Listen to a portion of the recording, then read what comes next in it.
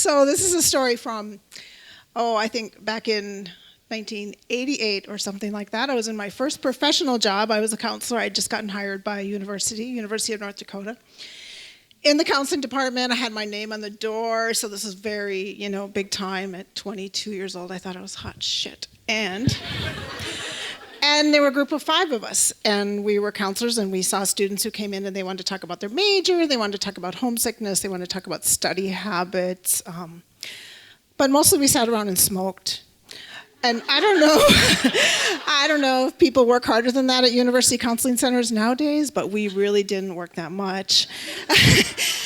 But in the midst of this stuff, there was this one person who had come from Chicago. He'd come from Carbondale, the University of Chicago, and he was a really big deal in the counseling world. And so we were very enamored with him, and he showed up on the University of North Dakota campus, and he looked like George Carlin. So, George Carlin, he's really smart, but you wouldn't really want to get on his bad side, right? There's a little mean thing about George Carlin in a way, and he was kind of like that. His name was Bob Stoneburner. And, we could look in our textbooks from graduate school, and his name would be in the footnotes. So, we are North Dakotans, and we're really intimidated. Pretty much.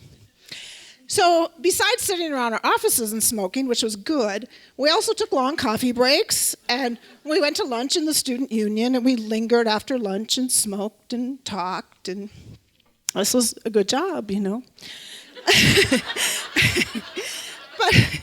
But Bob Stoneburner, this Chicago George Carlin guy, would eat his lunch and very efficiently go back up to our offices. And at one point, the director of our counseling center, her name was Heather, and she said, I'm going to talk to Bob because he doesn't really get the culture around here.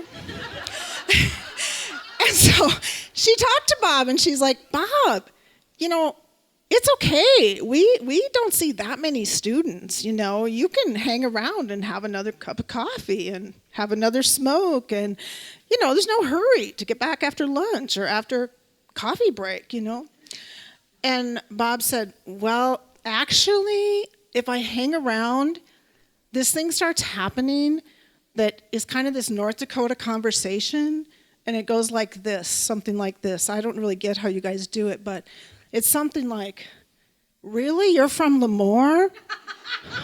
Because my uncle dated someone from Lemoore back in the 50s. Your uncle dated someone from Lemoore? I think my girlfriend used to have, let me think, I think her grandma was from Lemoore, but then she moved to Leonard. Really? She moved to Leonard? Because you won't believe this. You won't believe it. But my sister's college roommate was from Leonard. And he said, I can't fucking stand it.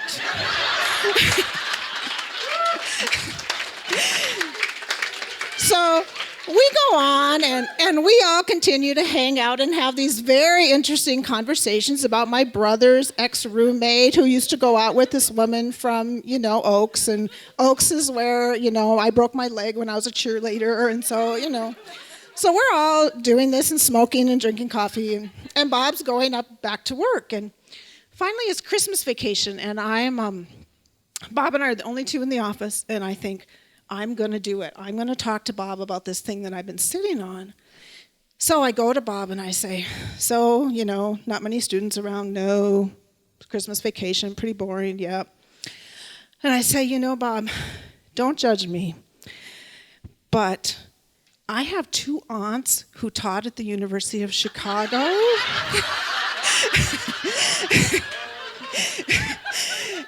And their names were Lenore and Eleanor, and they were in the education department, and I think you were a graduate student there. And he said, oh my God, I was at their house for dinner. And I said, oh my God, that is so fabulous. And Bob said, yeah, but Carol, here's the difference. You're enjoying this, and I'm not.